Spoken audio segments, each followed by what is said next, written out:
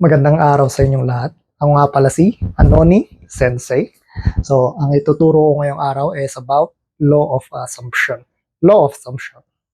So, ano ba ang law of assumption? So, ito lang naman yung bumago sa buhay ko.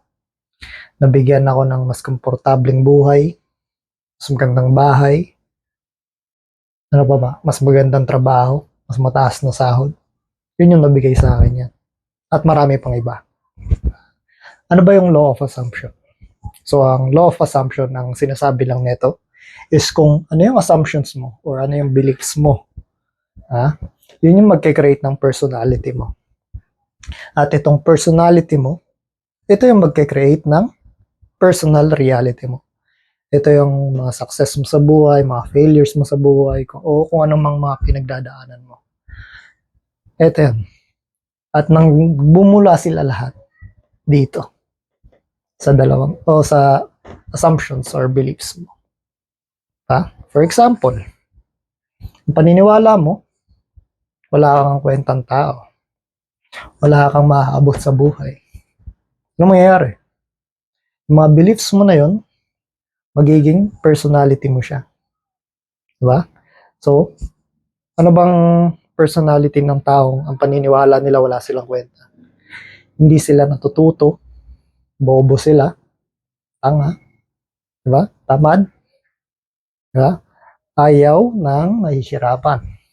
Diba? So, lahat naman ganun. Ayaw mahirapan. Pero, anong nangyari? Nagkikreate ngayon ng personal reality. Anong mga nangyayari? Kahit ang daming opportunities na dumadaan, hindi nila makita. O kunyari, nag-a-apply sila, ang daming trabaho. Pero hindi sila natatanggap. Bakit? Kasi, hindi tugma yung personality nila or yung beliefs nila na magkakatrabaho sila. Bakit? Wala kang kwenta bakit ka magkakaroon ng trabaho. Diba? Yun yung paniniwala mo sa sarili mo. So, hindi siya nagko-connect. Ngayon, dahil ang personal reality mo nagre-reflect, ito yung nakikita ng mga mata mo, naririnig ng tenga mo, na-experience mo, ano nangyayari? Nare-reinforce nung personal reality mo, yung mga beliefs mo. So, ibig sabihin, dahil ito yung nangyari, hindi ka natanggap sa trabaho. Ano nangyayari? Sa beliefs mo. Naniwala ka lalo na wala kang kwenta tao. Bakit? Di ka nga natanggap eh. Ibig sabihin, wala talaga akong kwenta tao. Diba?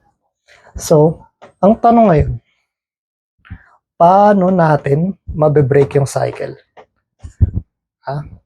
Paano natin ito mapapalitan? Pero, bago ko sagutin yan, sa susunod na video na lang, kailangan ko muna ng tulong ninyo. Gusto kong malaman kung ano yung mga gusto nyo i-manifest. Kung ano yung mga desires ninyo, o yung mga gusto nyo na maabot. So, after kong makuha yun, mag-comment lang kayo para sa susunod na video, alam ko yung mga examples na gagawin ko. Mag-comment kayo, follow nyo yung page para sa paglabas ng susunod na video. Then, doon na tayo mag-usap-usap. Doon ko na-explain kung paano i-break yung cycle para makuha mo yung mga bagay na gusto. Gaya kung paano ko nakuha yung mga bagay na gusto. Gandang bahay, aircon, komportable, magandang trabaho, o kahit saan, mga personal affairs mo. Diba? So, yun lang. And I'll see you on the next video. Thank you.